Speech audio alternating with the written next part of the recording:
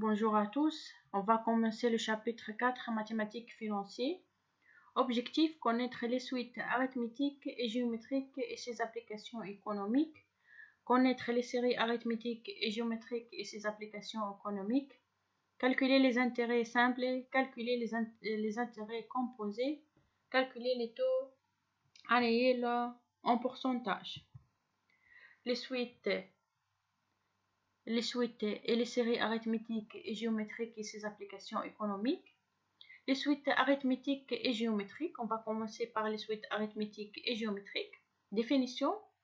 Une suite est une liste de nombres qui suivent un modèle ou une règle définie.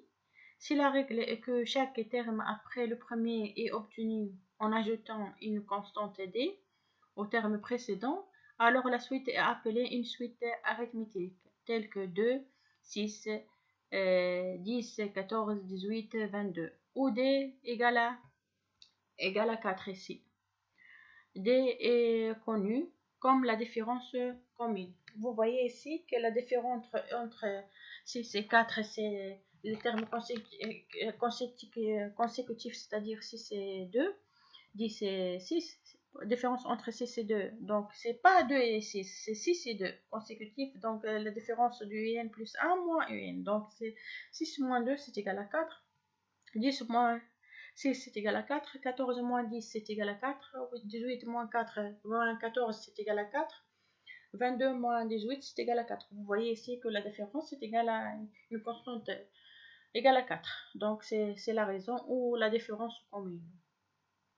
Si la règle est de chaque terme après le premier obtenu en multipliant, pour la première règle, c'est la différence ici pour la multiplication. En multipliant un terme précédent par une constante, alors la suite est appelée une suite géométrique. Donc, pour les suites géométriques, c'est une multiplication. Et pour les suites arithmétiques, c'est la différence. Donc, tel que 4, 16, 64, 256, 1024. Vous voyez ici, si on fait la différence, 16 moins 4, c'est égal à 12.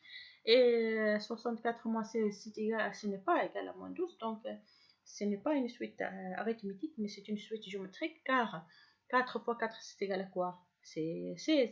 16 fois 4, c'est égal à 64. 64 fois 4, c'est égal à 256. 256 fois 4, c'est 1024. Pour trouver le R, on fait la division de 16 sur 4, c'est égal à donc 4. Vous voyez que 64 sur 16, c'est égal à 4.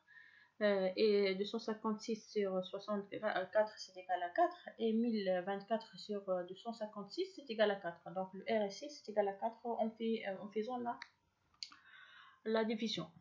Donc, en d'autres termes, on a une suite réelle arithmétique si la différence de deux termes consécutifs est constante. Cette constante est appelée la raison de la suite arithmétique. Une suite géométrique si le rapport entre deux termes consécutifs est une constante R que l'on appelle la raison de la suite géométrique. Série arithmétique et série géométrique. On va passer maintenant. On a parlé de la suite arithmétique et la suite géométrique. Maintenant, on va parler de la série arithmétique et la série géométrique. Définition. Une série est la somme d'un nombre donné des termes d'une suite. Une série est finie si elle est la somme d'un nombre fini des termes d'une suite. Une série est dite finie si elle est la somme d'un nombre fini de termes d'une suite. Donc, une série infinie si elle est la somme d'un nombre infini des termes d'une suite. Je passe. Série arithmétique ou progression arithmétique notée AP. Donc, on appelle progression arithmétique ou série arithmétique que l'on note AP. Une série arithmétique est la somme des termes d'une suite arithmétique, par exemple 2, 6, 10, 14, 18, 22, avec d ici égale à 4. Comme on avait 6 moins 2, c'est égal à 4, 10 moins 6, c'est égal à 4, 14 moins 10, c'est égal à 4, 18 moins 4, Moins 14 c'est égal à 4. Donc vous ne mettez pas, par exemple 2 moins 4, 2 moins 6 c'est égal à moins 4. Donc non, c'est 6 moins 2. Donc c'est les termes deux termes consécutifs. Donc le terme avant, après, moins le terme avant. Désignons le premier terme d'une suite arithmétique de valeur A et progressons en ajoutant la valeur D à chaque terme précédent. La suite arithmétique peut être décrite comme dans le tableau 1. On va voir le tableau. Chaque élément d'une suite arithmétique peut être identifié par référence à son numéro de terme. Le premier terme de la suite est 1. Ici, vous voyez, de 1 c'est égal à A. Ici, le A, c'est le premier terme, c'est égal à, dans cet exemple, c'est égal à 2. Dans le cadre général, c'est A. Hein. Le deuxième terme, c'est égal à T2 égal à A plus D. On ajoute le D. Donc, c'est égal à quoi? C'est égal à 6. Donc, ici, vous voyez que ici, le A, c'est égal à 2. Et dans cet exemple, le D, c'est égal à 4. Donc, 2 plus 4, c'est égal à 6. Dans le cadre général, pour une suite, pour une série, une suite arithmétique, les termes sont donnés par cette formule. La valeur de tout terme peut être calculée en connaissant le nème terme de la suite arithmétique. Tn est égal à A plus n moins 1 D. Donc, si on veut calculer T3, on va mettre 3 ici, égal à A plus n moins 1 D. Donc, 3 moins 1, c'est égal à 2. Donc, T3, c'est égal à A plus 2D. T4, c'est égal à A plus 3D. Donc, vous voyez ici, par exemple, pour cet exemple, T1 égale à A égale à 2. Le deuxième terme, c'est égal à T2, c'est égal à A plus D égale à 2. Le troisième terme 10, par exemple. 10, c'est égal à quoi? C'est égal à A égale à 2, plus 3 fois D. Plus 3 fois D. Le terme ici, donc c'est le A. Le T1, c'est égal à A. T2, c'est égal à A plus D, c'est égal à 6. T3, c'est égal à A, 2 plus N-1. Le N-1, c'est égal à quoi? C'est égal à 3 moins 1, c'est égal à 2 fois 4, c'est égal à 8. 8 plus 2, c'est égal à 10. Donc, c'est vrai. Et ainsi de suite. Donc, vous voyez que ce terme s'écrit sous la forme de Tn égale à A plus N moins 1 fois T. Je passe.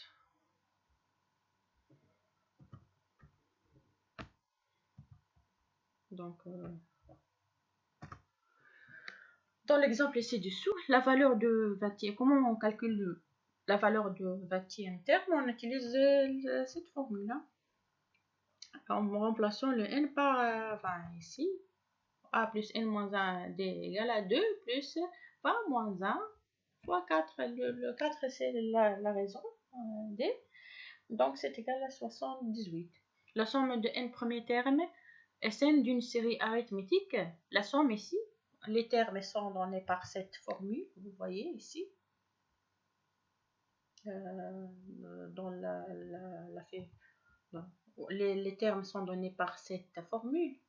Et là, c'est la somme de n premiers termes sont donnés par la série Sn, donnée par la formule Sn égale à n sur 2 fois 2a plus n moins 1 fois d. Donc, vous allez apprendre ces deux formules pour calculer les éléments. Et ici, pour calculer la somme, c'est Sn égale à n sur 2 fois 2a fois n moins 1 fois d. Donc, la suite arithmétique, le tableau, T1, c'est A, T2, c'est égal à A plus D, T3, c'est égal à A plus 2D, et ainsi de suite. Tn est égal à A plus n moins 1 fois D. Par exemple, si on veut calculer T17, on remplace par exemple n par 17. Ensuite, le A est connu, 2, et le n c'est 17, et le D est connu, donc on peut calculer les Tn.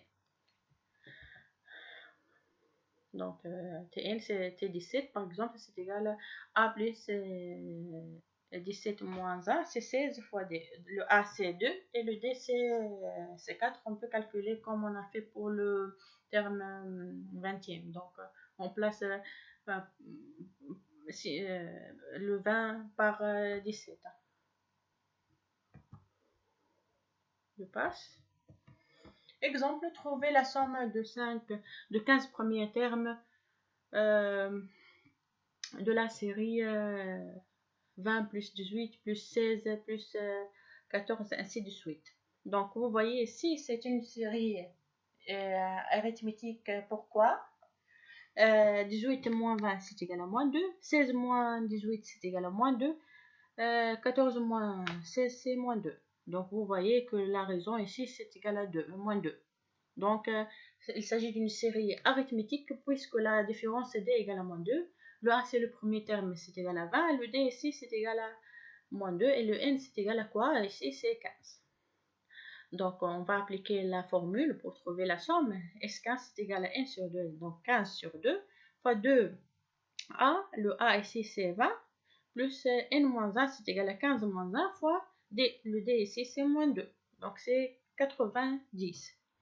Pour le deuxième exemple, trouver la somme de 22 premiers termes de la série 2 plus 5 plus 8 plus 11 plus 14 plus 17. Vous voyez 5 moins 1, 5 moins 3, 5 moins 2 c'est 3, 8 moins 5 c'est 3, 11 moins 8 c'est 3, 14 moins 11 c'est 3, 17 moins 14 c'est 3. Donc, vous voyez ici, c'est vrai, c'est une série arithmétique car la différence est toujours une constante.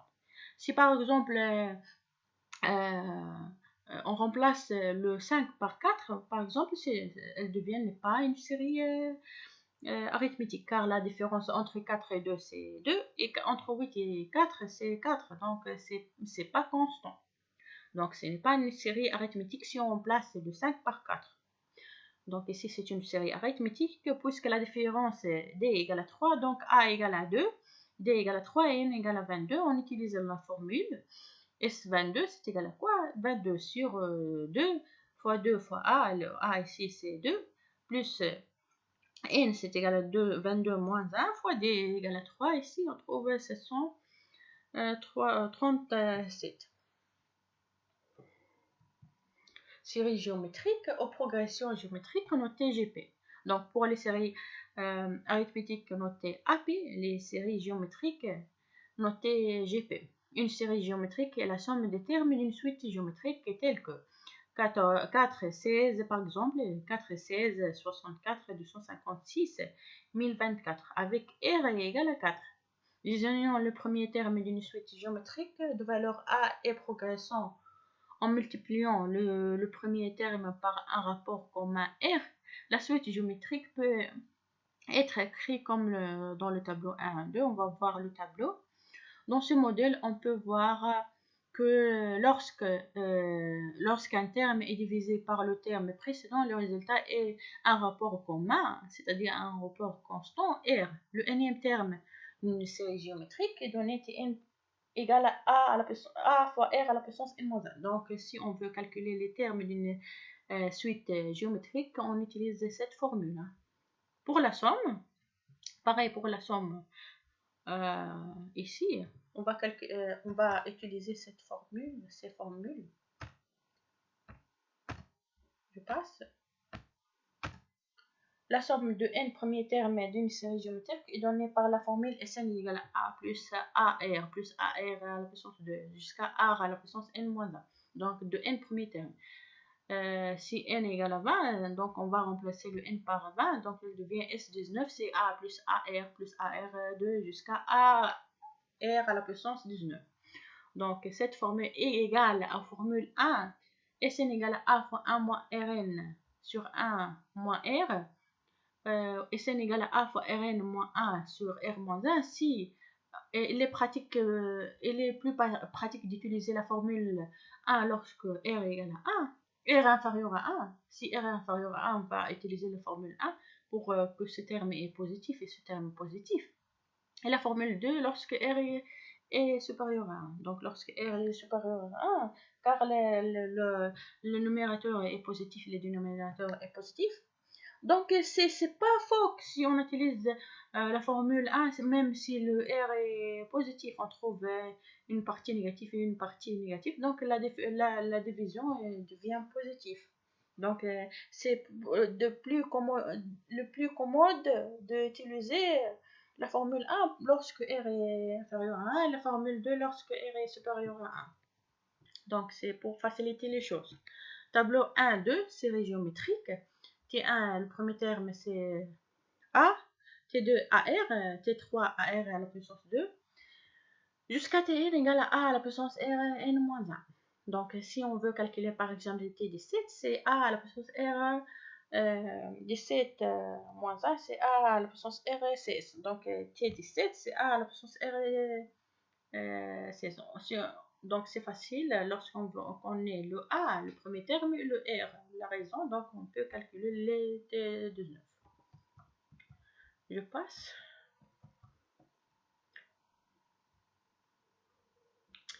Ici,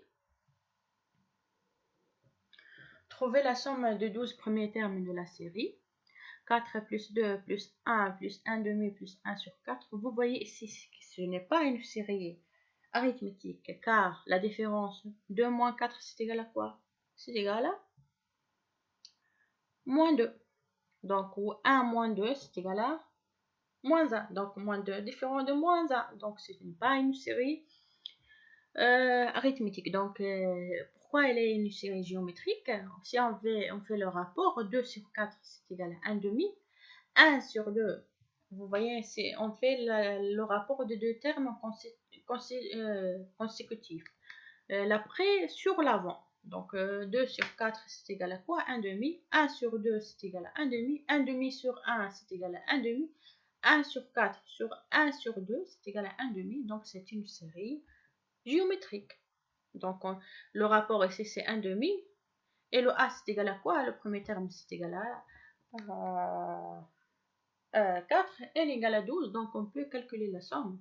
S12 c'est égal à 4 fois 1 moins 1 demi à la puissance 12 sur 1 moins 1 demi, c'est égal à 7,9980. Donc pour l'exemple 2, trouver la somme de 9 premiers termes de la série. 1 demi plus 1 plus 2 plus 4 plus 8. Si on fait le rapport, 1 sur 1 demi c'est égal à 2. 2 sur 1 c'est égal à 2. 4 sur 2 c'est égal à 2. 8 sur 4 c'est égal à 2. Donc ici le R, on a utilisé la formule 1 car le R est inférieur à 1. Ici dans l'exemple 2, le R est supérieur à 1, on utilise la formule 2. Donc il s'agit de la série géométrique puisque le R égale à 2 et le A égale à 1 demi. Le premier terme ici, c'est 1 demi. Et le N, c'est égal à 9. Le 9. Donc, on utilise S9, c'est égal à 1 demi fois 2 à la puissance 9 moins 1 sur 2 à la puissance 2 moins 1. Donc, c'est égal à 255,5. Donc, on a calculé le S12 et le S9. Donc, application des séries arithmétiques et géométriques. Exemple, un fabricant produit 1200 ordinateurs chaque semaine. Après la semaine 1, il augmente fabrication par schéma I, 80 ordinateurs par semaine. Schéma 2I égale à 5% chaque semaine. Le A, trouver le résultat de la semaine 20 sous chaque schéma. Trouver la production totale au cours de 20 premiers semaines, dans le cadre de chaque schéma. Calculer pour le schéma I et 2I la semaine au cours de laquelle la production dépasse pour la première fois 8000. Donc, on va... Solution, schéma I forme une suite arithmétique. Car, vous voyez, chaque semaine, on a la semaine, la première semaine, c'est 1200. Ensuite, chaque semaine, on rajoute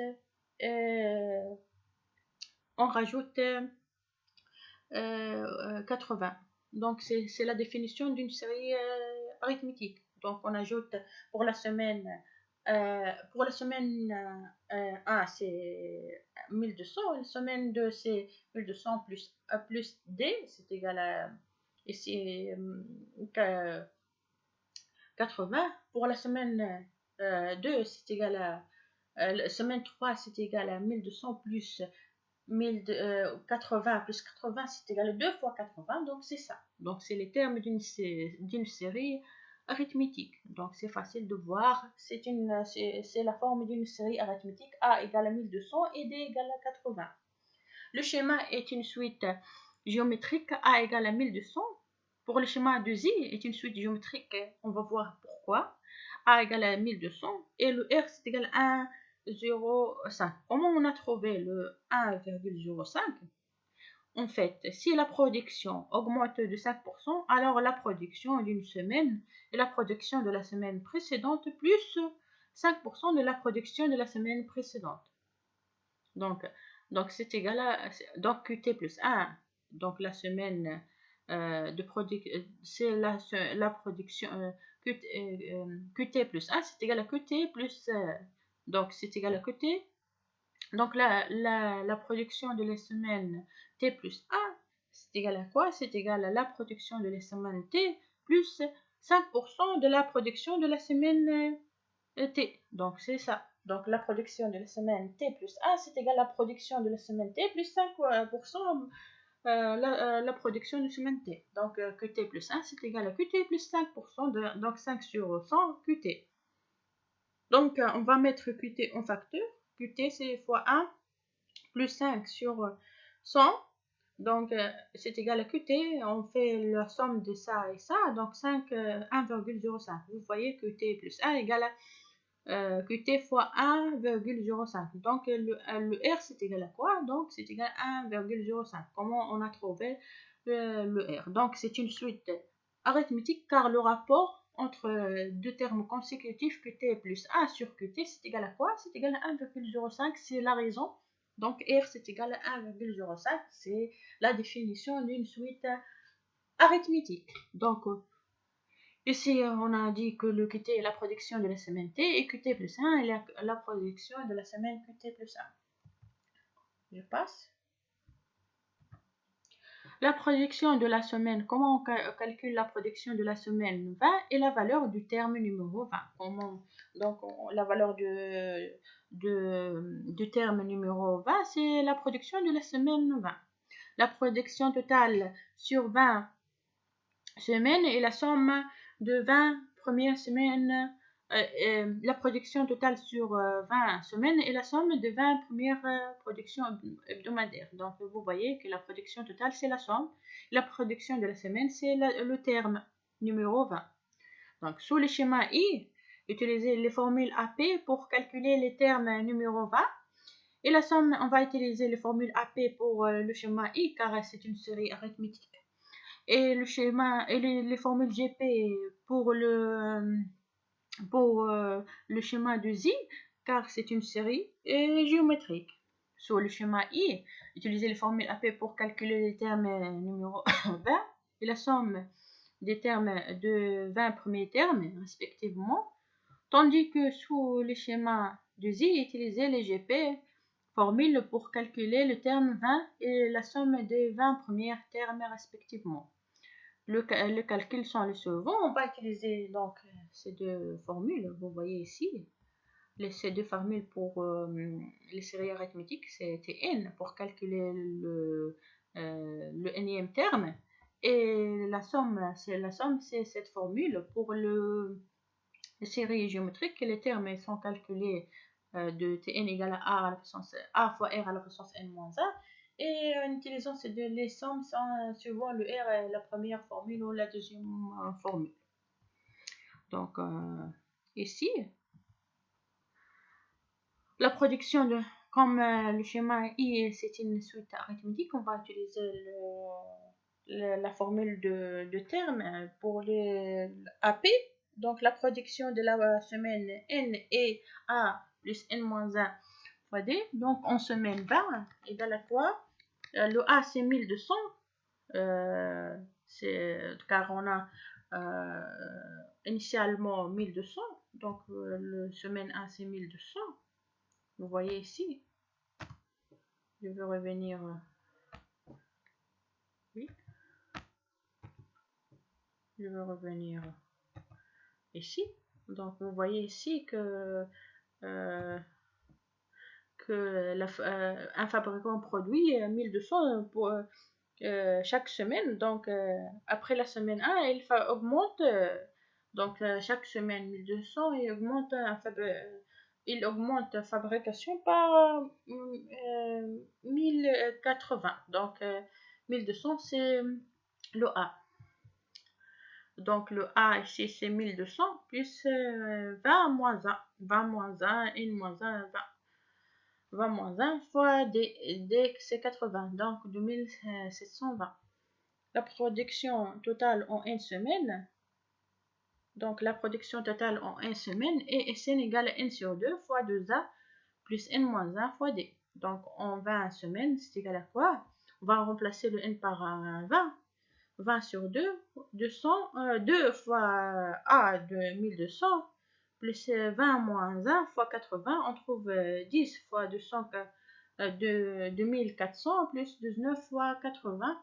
Donc c'est 10 fois 2400 plus 1520, c'est égal à 39 200. Schéma 2i, la production ici c'est une suite géométrique, donc c'est la forme Tn égale à A à la puissance Rn moins 1. Donc la production de la semaine N est à R à la puissance N moins 1. On va remplacer le A par 1200 et le R par 1,05 car on a trouvé le R ici. Vous voyez ici le R c'est égal à quoi? Ici le R c'est égal à la raison, ici c'est égal à 1,05. Donc on remplace le R par 1,05. Donc c'est 1200 fois 1,05 à la puissance n-1, c'est 20 moins 1, c'est 19. Donc c'est égal à 3032,34, c'est égal à 3032. Donc c'est la production, parce que la semaine c'est un entier, donc ne pas être avec virgule, la semaine c'est un entier.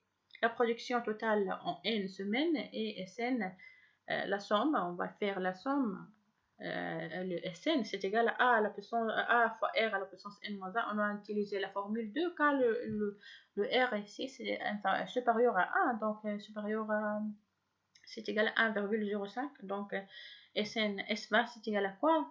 1200 fois 1,05 à la puissance n c'est égal à 20, donc moins 1 fois, sur 1,05 moins 1 c'est égal à 1200 fois 1,6533 sur 0,05 égale à 39 679,2. Je passe. Le B, le schéma I forme une série arithmétique avec A. Donc la question A, c'était la question B, c'est quoi? Calculer pour les schémas I étudier la semaine au cours de laquelle la production dépasse la première fois 8000. Donc on va, pour le schéma I, former une série. Donc on va calculer le N pour la semaine, donc le N pour le schéma I et le schéma 2I.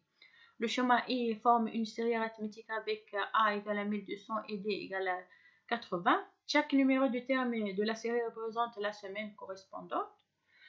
La valeur de chaque terme représente la production de cette semaine. Donc vous voyez ici, schéma T1 c'est égal à 1200, T2 c'est égal à 1200 plus 80 égale à 1280. Semaine T3, 1200 plus 2 fois 80 égale à 1360. Vous voyez ici, on va calculer le N, la semaine pour laquelle la production atteint pour la première fois 8000. Donc le but de ce tableau est de vous voyez que pour calculer, on va calculer le N pour c'est ça la question, hein. C'est ça la question, de voir qu'on va chercher le N, parce que 1200 est connu, le D est connu, et la production c'est 8000. Hein. Donc, on va résoudre la valeur de n pour laquelle Tn égale à 8000. Donc, Tn égale à A fois plus n moins 1 fois D. Donc, Tn c'est 8000 égale à le A c'est 1200. N moins 1, le D c'est 80. Donc, 8000 moins 1200 égale à n moins 1 fois 80. Donc, 8000 moins 1200 c'est égal à 6800 sur 80 égale à n moins 1. Donc ici, la division de ce rapport égale à quoi? C'est égal à 85. Donc 85, on rajoute le moins 1 dans l'autre côté, il revient à 85 plus 1, donc c'est 86. Donc le n, c'est égal à 86. Donc la production de la semaine 86 et 80. On a résolu la question. Donc pour le schéma de Z, c'est une série géométrique avec A égale à moins 1200 et R égale à 1,05. Donc chaque production correspond au terme GP. Donc je passe le tableau. Donc semaine T1 égale à 1200, semaine T2 1200 1,05, T3 1200 1,5 au carré. Donc la semaine Tn c'est égal à 1200 1,05, n-1 égale à 8000. On va calculer le n pour laquelle la production égale à 8000. Donc le n c'est inconnu ici, donc on va calculer le n. Donc on va résoudre la valeur de n pour laquelle Tn égale à 8000. Tn égale à A fois R à la puissance n-1. 8000 égale à 1200 fois 1,05 n-1. 8000 sur 1200, c'est égal à 1,05 à la puissance n-1. On passe au log. Donc log 8000 sur 1200 égale à log de 1,05 à la puissance n-1. Log de A à la puissance B, c'est B log de A. Donc c'est égal à n-1 log de 1,05. Donc on calcule log de 8000 sur 1200, c'est égal à log de 6,6667. On divise ensuite par log de 1,05 égale à n-1. Donc n-1 c'est égal à le log de ça sur log de ça avec le calculatrice donne 38,88833. Ainsi n égale à donc on rajoute moins 1 dans l'autre côté, n égale à 39,08833. Donc c'est égal à 39 car la semaine c'est un entier, donc c'est 39 la production. Donc pendant la semaine 39 la production atteint 8000. Exemple 2, un fabricant produit 1400 ordinateurs chaque semaine.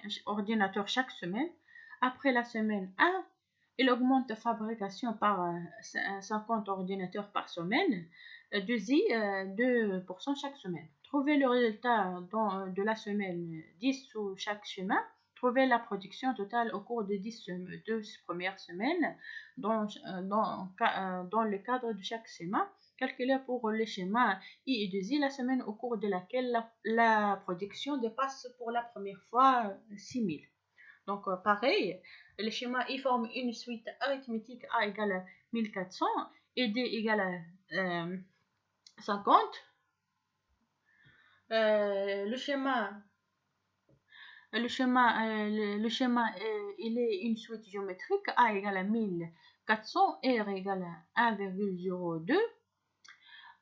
Comme est calculé R égale à 1,02. Pareil, si la production augmente de 2%, alors la production d'une semaine et la production de la semaine précédente plus 2% de la production de la semaine précédente, c'est-à-dire QT plus 1, c'est égal à QT plus 2 sur 100, comme on a fait dans l'exemple précédent, QT égale à QT, on met QT en facteur, 1 plus 2 sur 100, donc c'est égal à QT fois 1,02, donc le R ici c'est égal à 1,02. Comment on a trouvé le R en utilisant c'est ça, la question, donc c'est une explication, comment on a trouvé le 1,02. Donc, où Q est la production de la semaine T et QT est la production de la semaine T plus 1. Dans le cas général, donc le R est calculé toujours en remplaçant, par exemple, ici le I%, donc en remplaçant ici par le I, donc c'est égal à 1 plus I sur 100 et pour calculer ça. Donc ici le I c'est 2 et dans l'autre exemple c'est 5, donc c'est ça la méthode. La production de la semaine 10 est la valeur du terme numéro 10.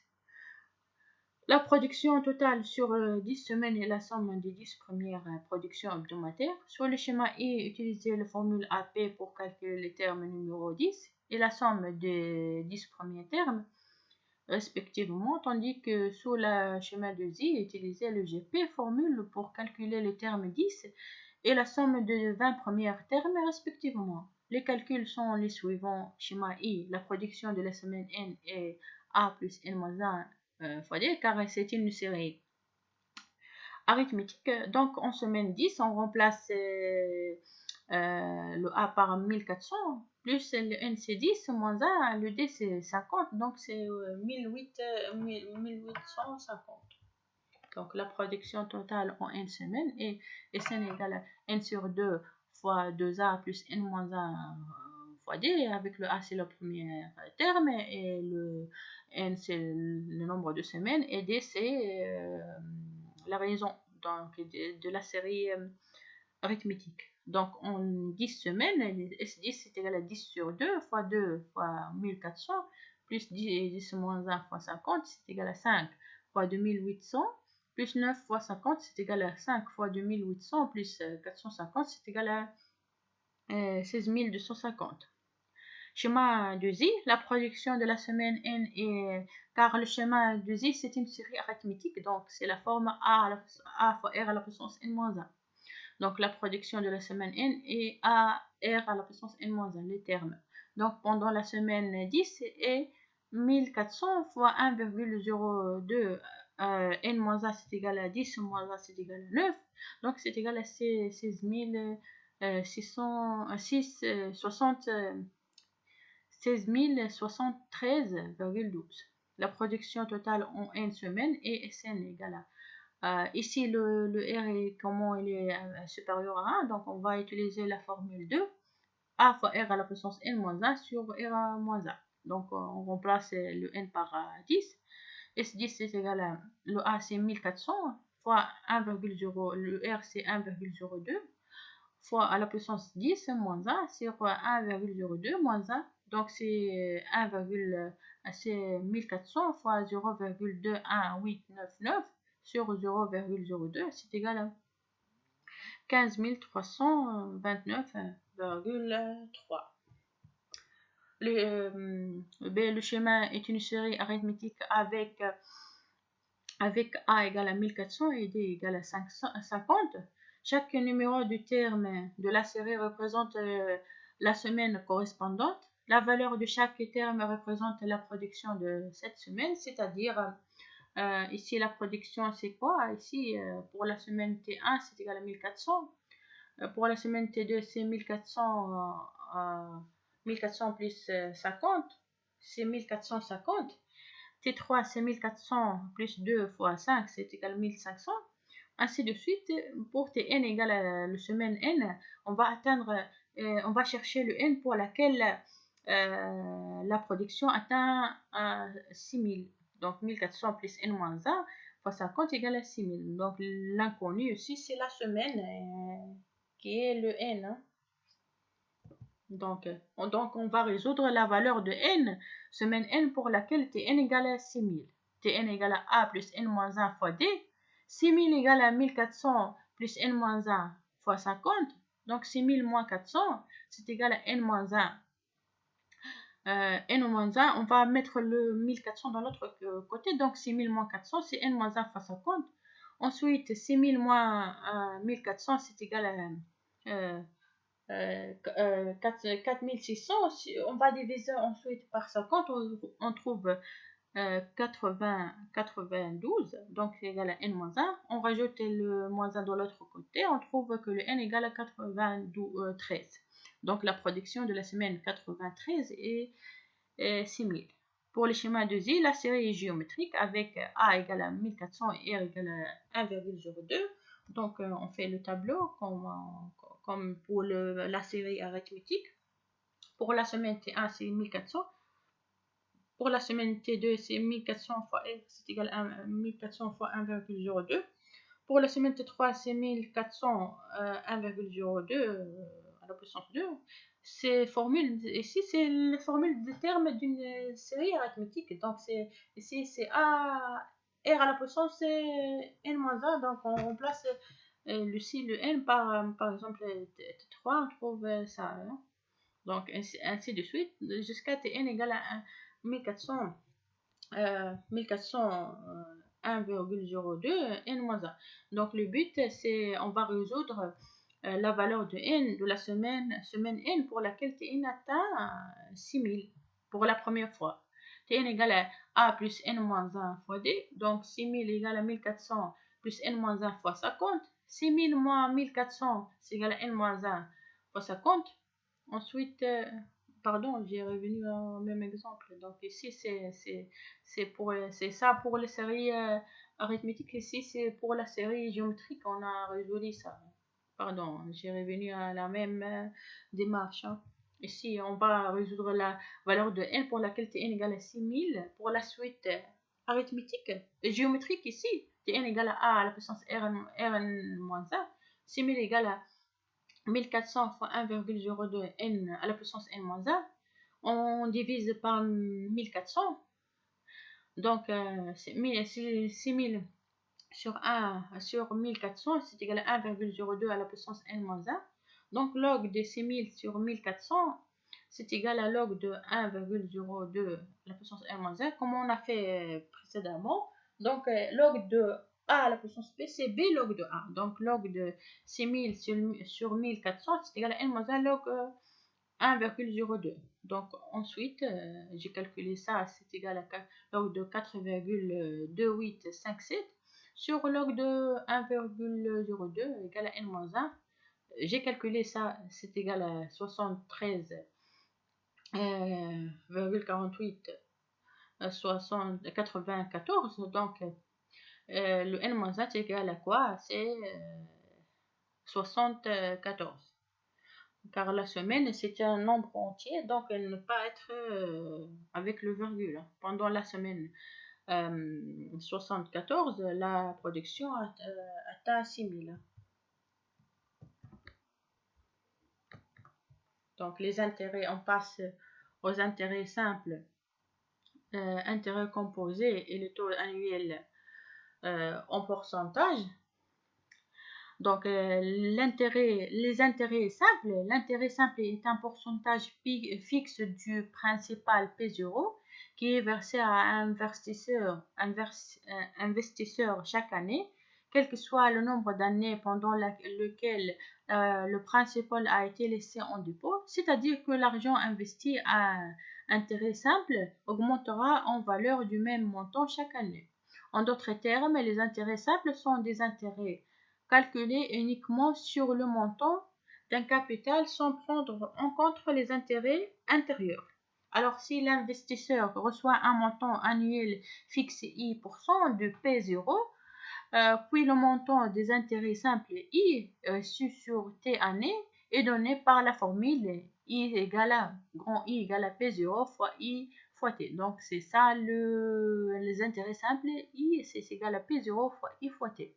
Par conséquent, la valeur totale après T année, PT, le principal plus les intérêts est donnée par PT égale à P0 plus P0 fois I fois T. PT égale à P0 fois 1 plus IT. On a mis PT en facteur, donc P0 en facteur, donc P0 fois 1 plus IT. Donc c'est ça la formule pour les intérêts simples. Hein. Donc, lorsque la valeur totale, valeur future, valeur totale, c'est-à-dire PT, la valeur principale, c'est-à-dire la valeur actuelle ou la valeur initiale, c'est P0. Donc, cette formule 4 est donnée, est pris de la formule 3. C'est-à-dire, si on connaît, lorsqu'on a la valeur totale, le taux d'intérêt, le taux d'intérêt, c'est le I. Et le temps, la valeur actuelle, le P0, on peut calculer le P0. Donc, ici, on peut calculer le PT à partir de P0. Le PT à partir de P0, si on connaît P0 et le temps et le I le taux d'intérêt, on peut calculer les PT. Et si on connaît le PT et le I et le taux d'intérêt, le I et le temps, on peut calculer le P0, la valeur principale ou la valeur actuelle ou la valeur initiale. Pareil, hein. La formule 4 est souvent appelée la formule de la valeur actuelle. Remarque, le taux d'intérêt est toujours exprimé en pourcentage I%. Dans les calculs, vous écrivez I% comme la fraction de I sur 100. Donc, c'est ça. Les intérêts composés, on passe les intérêts composés. Dans l'environnement commercial moderne, les intérêts sur l'argent emprunté, prêt ou investi sont généralement composés. Les intérêts composés paient des intérêts sur le principal plus tous les intérêts accumulés en des années précédentes. En d'autres termes, contrairement aux intérêts simples calculés sur la base inchangée du capital, les intérêts composés sont une formule dans laquelle la somme prise en compte pour le calcul des intérêts comprend les intérêts précédents. Donc, ici, vous voyez que les intérêts composés sont une formule dans laquelle la somme prise en compte pour le calcul des intérêts comprend les intérêts précédents, ceux qui ont été accumulés au cours des années précédentes. Donc, c'est le contraire des intérêts simples. Alors, la valeur PT d'un principal P0 lorsque les intérêts... en tout cas, vous ne confondez pas les intérêts simples et les intérêts composés. Dans l'exercice, il va demander de calculer l'intérêt composé ou le calculer ou les intérêts simples. Donc, vous allez voir, vous allez utiliser les formules uniquement. Si vous avez les formules composées, par exemple, vous utilisez la formule 5 ici, comme on a écrit. Alors, la valeur totale PT d'un principal P0 lorsque l'intérêt composé est à I% par an et PT égale à P0 fois 1 plus I à la puissance T. La formule 5 est dérivée comme suit. Comment on a la dérivation de la formule des intérêts composés, comment on a trouvé ça? Avant de poursuivre avec des exemples travaillés sur l'intérêt composé, la dérivation de la formule des intérêts composés expliquée brièvement. Donc ici, vous voyez pour le principal en première année, P0, l'intérêt payé chaque année, c'est I fois P. Total à la fin de l'année principale plus intérêt, c'est égal à P0 plus I. P0 égale à P0 fois 1 plus I. Total à la fin de l'année principal au début de l'année suivante, c'est P1. Donc, le principal au début de l'année suivante devient P1 égale à P0 fois 1 plus IT. Donc, P1 ici, la principale de première année, l'intérêt payé I fois P1. Donc, P1 plus I, P1, on va remplacer le P1 par la valeur P0 fois 1 plus IT. Donc, P1 plus IUP, c'est égal à P1 fois 1 plus I, c'est égal à, on a vu que le P1 ici, c'est P0 fois 1 plus I, donc P0 fois 1 plus I fois I plus I, plus I, elle devient P0 fois 1 plus I, à la puissance 2. Pour le P2, I fois P2, donc P2 plus IP2, on va remplacer le P2 par sa valeur, c'est P0 fois 1 plus I2, le tout au carré, fois 1 plus I2. Donc, elle devient P0 fois 1 plus I3. Donc, la totale à la fin de l'année, c'est P3 égale à P0 fois 1 plus I à la puissance 3. Ainsi de suite jusqu'à que le PT égale à P0 fois 1 plus IT. Donc, c'est ça, c'est ça l'explication de cette formule. Donc, chaque année, les intérêts gagnés sont ajoutés au montant total en dépôt capital P0 plus tout l'intérêt accumulé au début de cette année. Notez que les montants dus à la fin de chaque année forment une progression géométrique. Vous voyez que c'est une progression géométrique. Avec le A, c'est P0 et la raison ici, c'est 1 plus I. Donnons la suite P0, P0 fois 1 plus I à la puissance 1, P0 fois 1 plus I au carré, P0 fois 1 plus I à la puissance 3 jusqu'à P0, 1 plus I à la puissance T. Exemple, calcul des intérêts composés. On va calculer les intérêts composés. Calculer le montant dû sur un prêt de 1000 euros sur 3 ans à un taux d'intérêt de 8% composé annuellement. Donc, le composé d'intérêt est de 8% par an. On va utiliser cette formule-là. Ici, l'intérêt composé est 8% par an. Donc, on va utiliser cette formule en remplaçant le i par 8%. Et ici, le P0, on a les P0 et on peut calculer les PT ici. Hein. Donc, P0, c'est 1000. Ici, le 1000, le P0, l'initial, le principal initial, le capital initial, c'est 1000 euros. Donc, P0, c'est 1000 euros. I, c'est égal à 8 sur 100. Donc, c'est 8,08. T, c'est égal à, donc le I, c'est I%, donc on va mettre les I% en fonction de fraction, donc 8 sur 100. Donc c'est 8,08, et T, c'est égal à 3 ans. Ici, on va calculer sur 3 ans, donc le T, c'est 3 ans. Dans la formule 5, on trouve P3, c'est égal à P0 fois 1 plus IT, c'est égal à 1000 fois 1 plus 0,08 à la puissance 3, c'est égal à 1000 fois 1,08 à la puissance 3, c'est égal à 1256,712. Hein. Donc, vous voyez, on a calculé le P3. Exemple 2. Calculer le montant dû sur le prêt de 1200 euros sur 2 ans. Ici, 2 ans.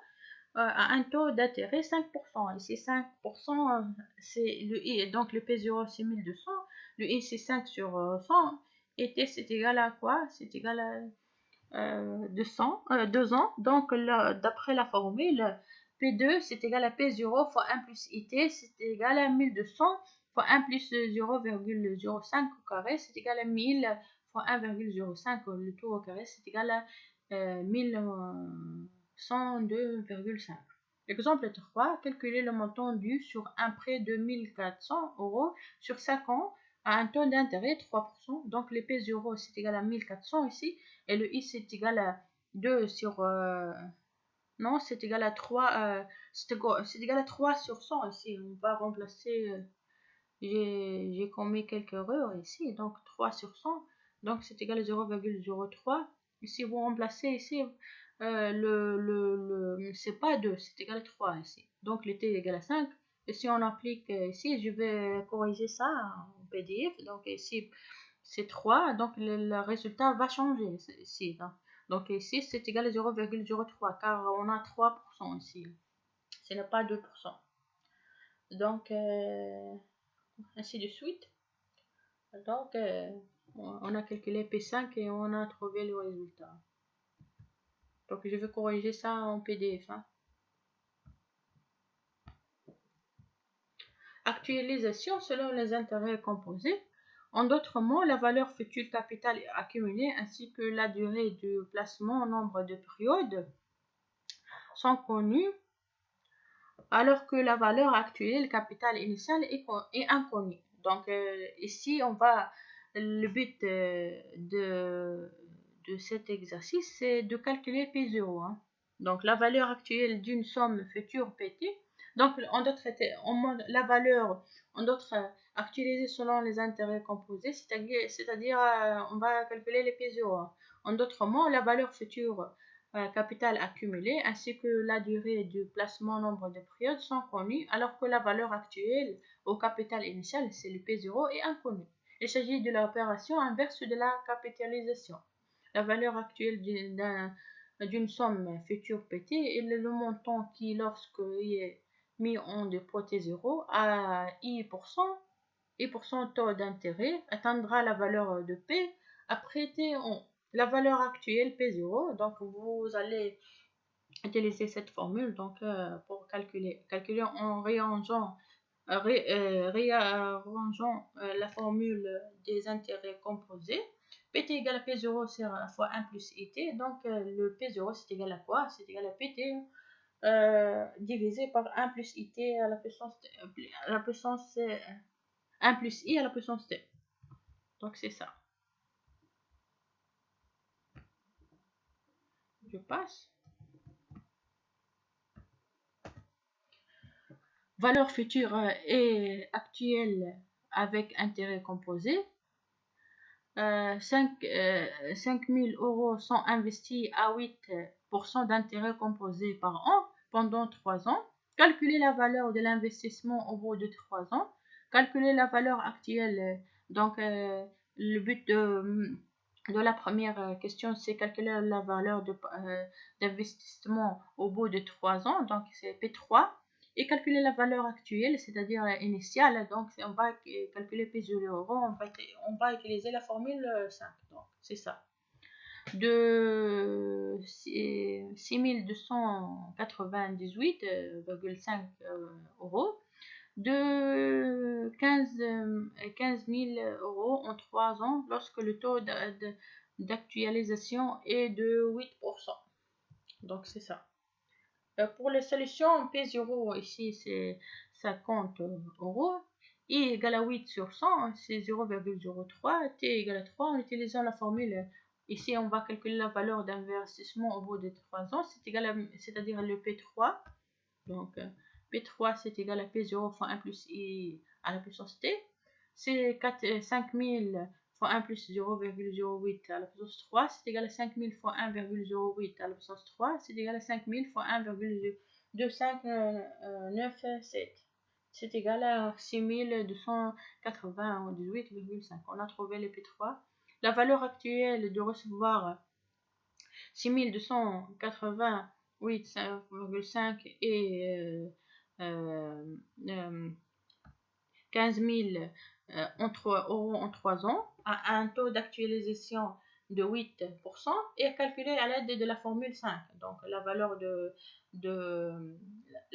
valeur actuelle de 6298,5, on va remplacer le PT par ça et on va calculer le P0. On a le I, c'est 0,08 et le T, c'est égal à 3. Donc, ici, donc on a le I, le taux d'actualisation, donc c'est connu. Donc, tout est connu, donc on peut calculer le P0. Donc, c'est égal à 5000 ici pour le premier exemple. Pour le deuxième exemple, la valeur actuelle de 1500, 15 000, c'est égal à P0, on a remplacé le PT par 15 000 sur 1 plus I. Le I, c'est 8, 0,08 à la puissance T. Donc, P3 sur P3, on a connu, c'est égal à 1500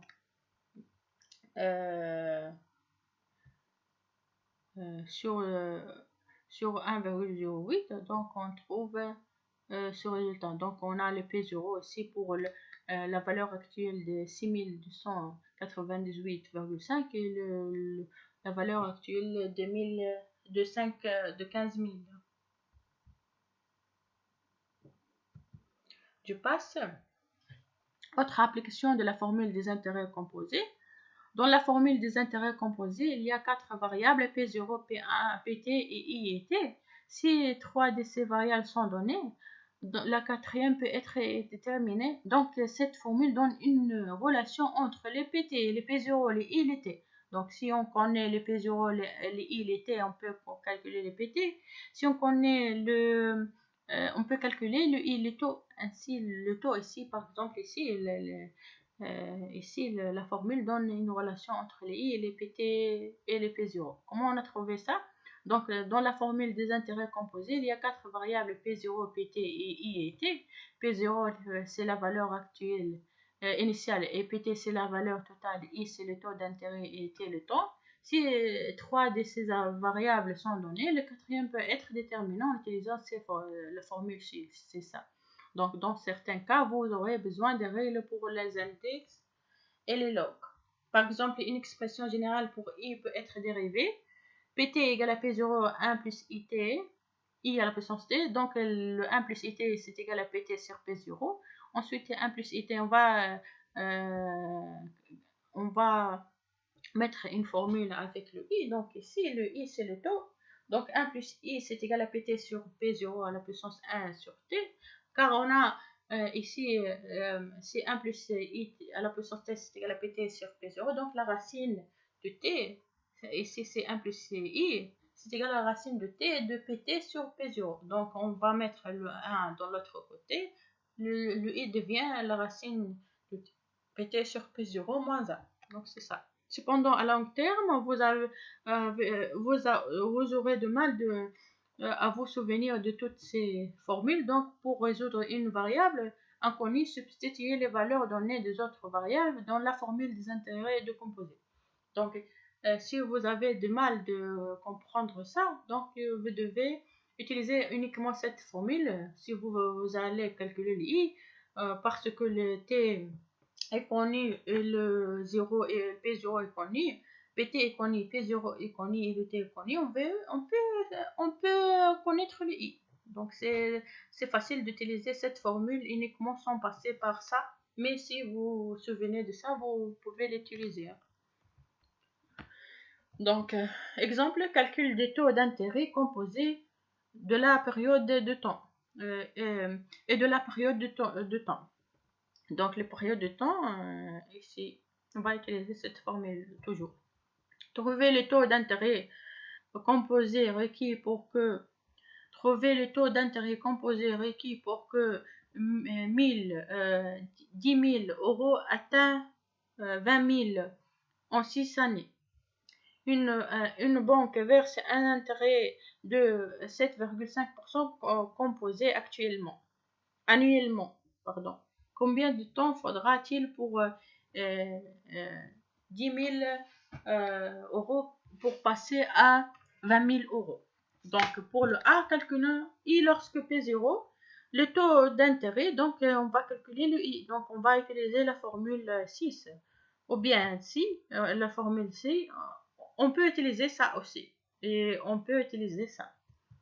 Donc, par la méthode 1 plus I égale à pt sur p0 à la puissance 1 sur t, on a le pt, le composé requis pour que, donc le 10 000 c'est le initial p0, et l'atteint c'est le total, donc c'est 20 000 ici, c'est le pt, donc le pt c'est 20 000 et 10 000 c'est le P0, donc 6 années c'est le T c'est égal à 6, donc 1 sur 6, on peut calculer le I, le taux d'intérêt. Donc le I c'est égal à quoi? Donc si on utilise ça, le I c'est égal à 1,12 moins, ça c'est égal à quoi? Si on le calcule, on trouve égal à... Donc 1 plus I c'est égal à 1,02, si on calcule ça, on trouve 1,12. Donc, le i c'est égal à 1,12 moins 1, c'est égal à 0,12. Ou bien, on peut utiliser la formule des intérêts composés, pt égale à p0 fois 1 plus i à la puissance t. Donc, si on utilise la deuxième méthode, directe à partir de la formule des intérêts composés, pt c'est égal à 20 000 et le p0 c'est 10 000 fois 1 plus i à la puissance 6. Donc 1 plus i à la puissance 6 c'est égal à, si on divise par 10 000, si on divise par 10 000 on trouve 2, donc 1 plus i à la puissance 6 c'est égal à 2, donc 1 plus 6 c'est égal à 2 à la puissance 1 sur 6. Donc si on multiplie, on met ça sur 1 plus 6, on trouve 1 plus i c'est égal à 2 à la puissance 1 sur 6, donc c'est égal à 1,12. Donc si on met le 1 dans l'autre côté, on trouve le même résultat, c'est 0,12. Un taux d'intérêt de 12% est exigé si cet investissement va, donc 12%, 0,12 c'est égal à 12% est exigé si cet investissement va être doublé de valeur sur une période de 6 ans. Donc il va doubler, c'est-à-dire de 10 000 vers 20 000. Calculons T lorsque P0, le B, c'est égal à quoi? On va revenir aux questions. Le B, c'est égal à une banque verse un intérêt de 7,5% composé annuel. Combien de temps? On va calculer le temps ici. Donc le temps, en calculant le temps, lorsque P0 est égal à 10 000, PT est égal à 20 000 et I égale à 7,5.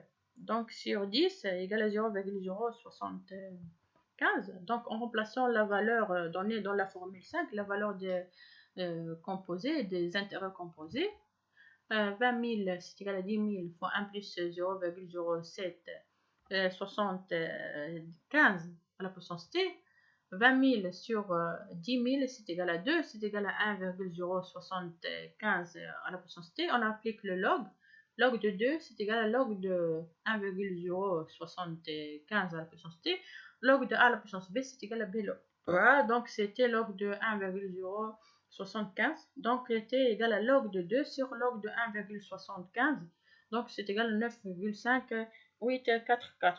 À 7,5, l'intérêt d'intérêt, il faudra plus de 9 ans pour que l'investissement double en valeur. Donc, je passe.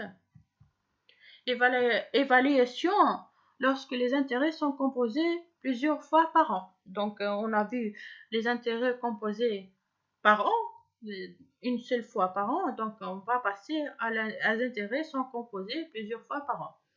Jusqu'à présent, on a supposé que les intérêts composés étaient composés une fois par an. En réalité, les intérêts peuvent être composés plusieurs fois par an. Par exemple, ils peuvent être composés quotidiennement, hebdomadaires, mensuels, trimestriels, semestriels ou continus. Chaque période est connue sous le nom de période de conversion ou période d'intérêt. Le nombre de périodes de conversion par an est noté par le symbole M. Le taux d'intérêt appliqué à chaque conversion est de I sur M.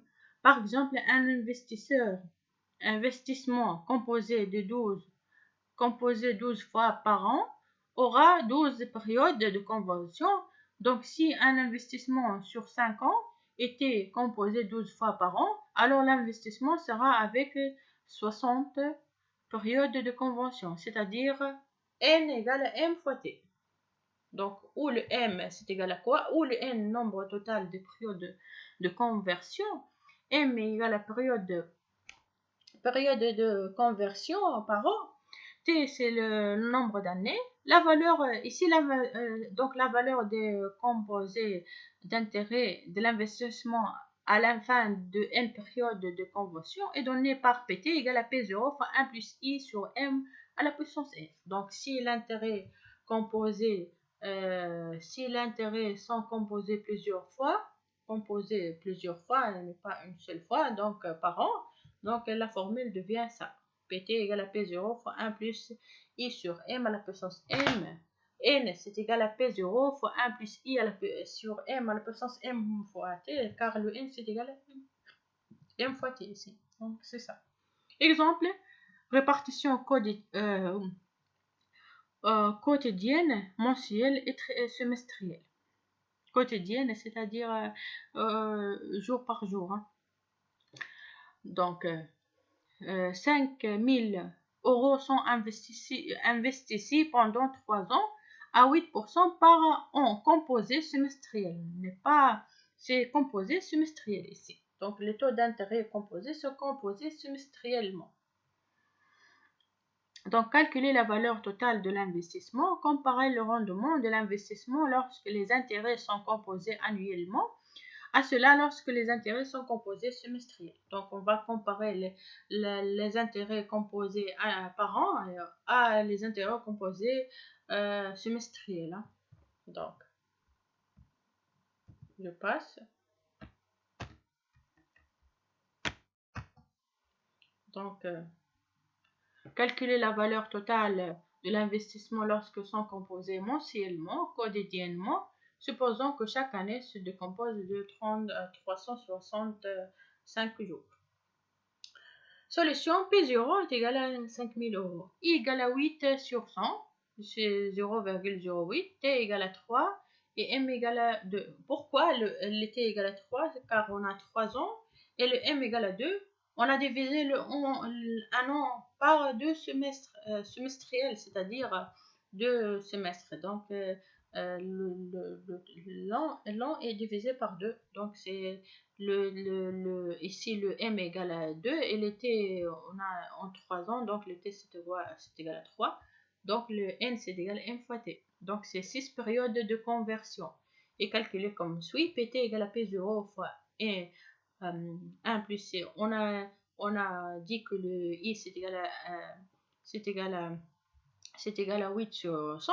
Donc, c'est égal à le i c'est égal à 0,08 sur m. Ici, le m c'est égal à quoi? On a dit que c'est égal à 2. Donc, c'est 5000 fois 1 plus 0,08 sur 2 à la puissance 2,5. Donc, c'est 5000 fois 1 plus 0,04 à la puissance 6. Donc, c'est ça. C'est 6326,59. Donc, le PT, c'est ici. La question, c'est le PT, c'est la valeur totale d'investissement si on a composé semestriellement. Donc, je passe. Dans l'exemple 4, la valeur, le B, c'est quoi la question? Comparer le rendement de l'investissement lorsque les intérêts sont composés annuellement à cela lorsque les intérêts sont composés semestriellement. Vous voyez que l'exemple 4 ici, je vais revenir à l'exemple 4. Vous voyez que l'exemple 4, on a composé par an, donc pendant 3 ans. Par an pendant 3 ans. Ici, par semestre,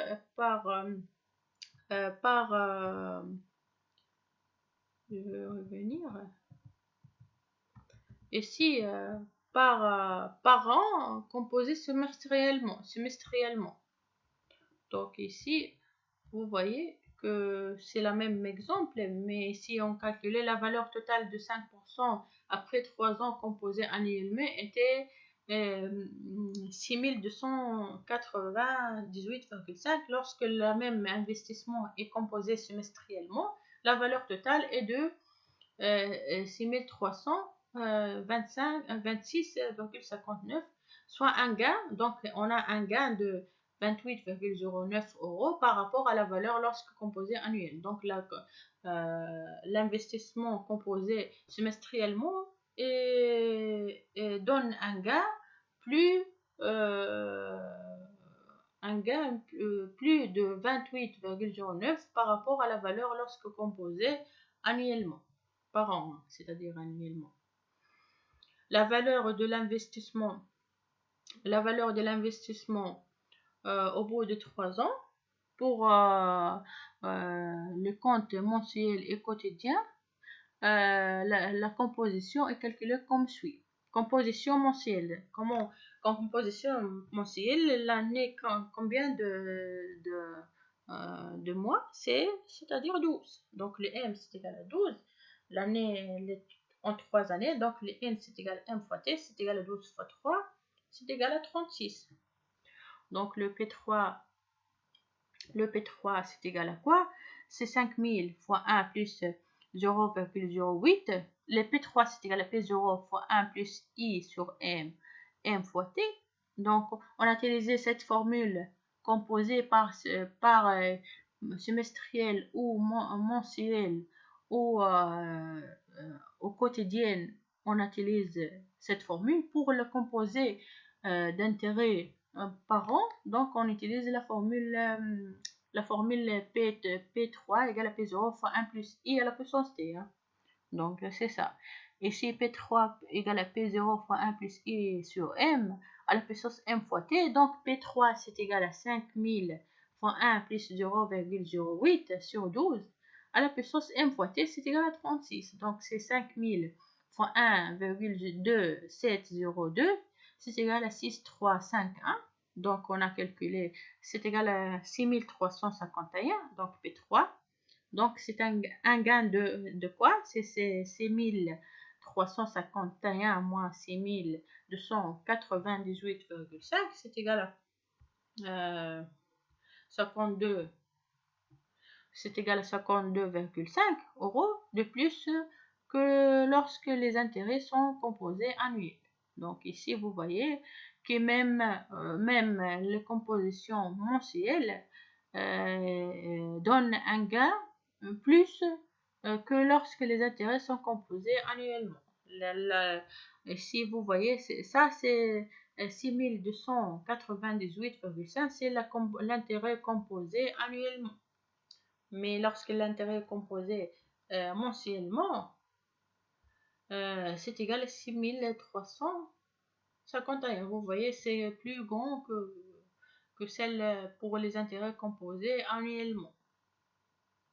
Donc, si la période est plus courte, donc le gain est plus grand. Hein. Bon, je passe. Donc, composition quotidienne, c'est-à-dire jour par jour. Le nombre de jours, c'est un jour. On a dit que, on a supposé que le nombre de jours de l'année, c'est 365. Donc, le n, c'est égal à m fois t. Donc, le m égale à 365. Donc, c'est égal à 375 fois 60. Pardon, 65 fois 3, donc c'est 1095. Donc P3 c'est égal à quoi? C'est égal à P0 fois 1 plus I sur M fois M fois T. Donc le I c'est égal à 8,08 sur le M c'est 365. PT c'est égal à 5000 fois 1 plus 0,08 sur 365 fois à la puissance 3. 365 fois 3 égale à 1095 ici. Donc 5000 fois 1,2712, c'est égal à 6356. Donc un gain de 6356 moins 6298,5, c'est égal à quoi? C'est égal à 57,5 plus que lorsque les intérêts sont composés annuellement. Donc vous voyez que le gain, si l'intérêt est composé quotidiennement, est plus grand que le gain lorsque les intérêts sont composés annuellement. Donc c'est ça. Donc si on a ici, si on a les intérêts, pardon, je vais revenir. Si on a les intérêts sont composés plusieurs fois par an, c'est-à-dire quotidiennement, hebdomadaire, mensuel, trimestriel. Si trimestriel, combien de... Le M, c'est égal à quoi si trimestriel? Le M, c'est égal à... Si trimestriel, le M, c'est égal à combien? 3. Un an, c'est égal à combien de mois? C'est 12. 3. Donc, le M devient 4 si trimestriel. Mensuel, on a vu que c'est 12. Semestriel, c'est égal à... semestriel, c'est égal à 2 car le semestre est là 6 mois. Donc 2 pendant un an. Pour le quotidiennement, c'est 365 jours. Donc c'est ça. Et, donc si les intérêts sont composés plusieurs fois, on utilise cette formule. Donc PT égale à P0 fois 1 plus I sur M à la puissance N, où le N c'est égal à M fois T. Donc si on a par an, composé par an, donc on va utiliser la formule ici, la formule PT égale à P0 fois 1 plus IT, car c'est les intérêts composés par an. Donc c'est ça. Donc Ensuite, ici, la formule donne une relation PT égale à P0 fois 1 plus IT. Si on connaît le PT, les PT et le I et le T, les taux d'intérêt, les temps et les PT, l'intérêt total, on peut calculer le capital principal, P0. Si on connaît le P0, les I et les T, on peut calculer les PT. Si on connaît le P0 et PT et le T, on peut calculer le I. Si on connaît le PT, le P0 et le I, on peut calculer le T. Donc, c'est une relation entre 4 variables ici, hein, la formule. Donc, si le PT, P0 et le I sont connus, on peut calculer le T. Si le PT, P0 et le T sont connus, on peut calculer le I. Si le P0, le I et le T, on peut calculer le PT. Et si le I, le T et le P0 sont connus, on peut calculer le P0. C'est ça, c'est une formule qui donne une relation entre 4 variables, hein. Donc c'est ça. Ensuite, c'est ça, les intérêts composés. Euh, calculer les intérêts composés ici. On a vu tout ça, donc c'est facile. Ici, les suites, on a calculé les suites géométriques. Tout ça est connu. Les suites géométriques, les suites arithmétiques, on utilise ces deux formules. Les suites géométriques, on utilise ces deux formules. Je vais revenir. Donc, on utilise pour les t, mais on utilise tn égale à a plus n moins t égale à d. Pour la somme, on utilise cn égale à n sur 2 fois 2a plus n moins a fois d. Avec le a, c'est le premier terme et le d, c'est la raison. Le n, c'est le nombre de termes. Pour la série géométrique, le tn, c'est égal à a fois r à la puissance n moins a. Le a, c'est le premier terme et r à la raison. On a vu comment on a calculé les raisons. Donc ici, la formule de Sn, c'est égal à C2.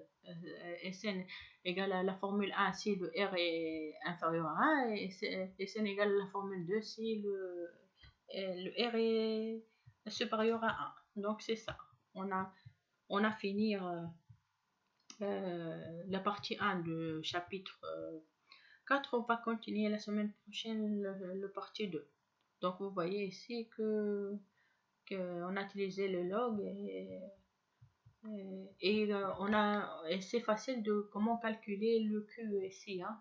Si on a 5% et I%, c'est sûr, on a une série géométrique. Si c'est un nombre, c'est une série arithmétique, hein. Donc, ensuite, j'ai fini la partie, cette partie. Et conclusion, on a étudié les suites et les séries arithmétiques et géométriques. On a compris la définition de l'intérêt simple. On a calculé les intérêts composés et dérivé la formule de l'intérêt composé. On a à résoudre les variables inconnues à l'aide de la formule de l'intérêt composé. On a vu comment, c'est-à-dire on résoudre les variables, c'est-à-dire connaître les PT à partir de P0, les T et le I, connaître les P0 à partir de PT et le T et le I, connaître les T à partir de P0, PT et le I, et connaître le I à partir de T, P0 et T. C'est une relation entre 4 variables. Calculer les intérêts composés lorsqu'ils sont composés plusieurs fois par an. On a utilisé les séries arithmétiques et géométriques qui donnent de nombreuses applications en mathématiques financières. Donc, c'est ça. On a fini aujourd'hui la partie 1. On va continuer, Inch'Allah, la semaine prochaine, la partie 2 de chapitre 4. Et merci pour votre attention.